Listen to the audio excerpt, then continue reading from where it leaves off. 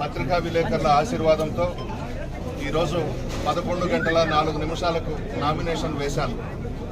ముఖ్యమంత్రిగా శ్రీ వైఎస్ జగన్మోహన్ రెడ్డి గారు ప్రమాణ స్వీకారం చేసిన తర్వాత సంక్షేమ పథకాలకు శ్రీకారం చుట్టి రాష్ట్రంలో పార్టీలు, కులాలు, మతాలు చూడకుండా, రాజకీయాలే చేయకుండా సంక్షేమ పథకాలకు శ్రీకారం చుట్టారు.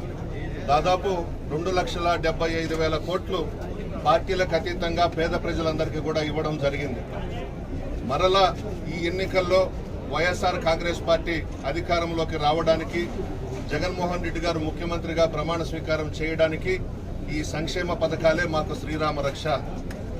పార్టీలు చూడకుండా పెద్ద ఎత్తున సంక్షేమ పథకాలు ఇచ్చాం. ఈరోజు పేదలందరూ కూడా జగన్మోహన్ రెడ్డి గారి వైపు ఉన్నారు, ధనవంతులు, కోటీశ్వర్లు చంద్రబాబు వైపు ఉన్నారు. చంద్రబాబు నాయుడు, పవన్ కళ్యాణ్, బీజేపీ ఒక్కటైనా సింహం సింగల్గానే వస్తుంది.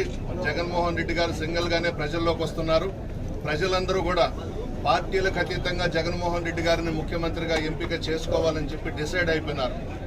ఎవ్వరు ఎన్ని కుట్రలు పనినా మరలా మా ప్రభుత్వమే అధికారంలోకి వస్తుంది.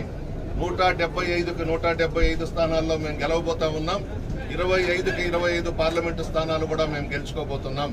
పేద ప్రజలందరూ ఈరోజు పార్టీలకు అతీతంగా బ్రహ్మరథం పడతా ఉన్నారు.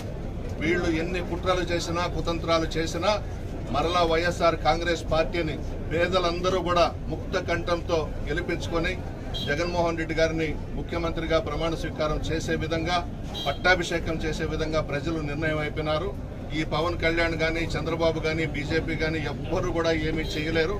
పేద ప్రజల ఆశీర్వాదం జగన్మోహన్ రెడ్డి గారికి ఉంది.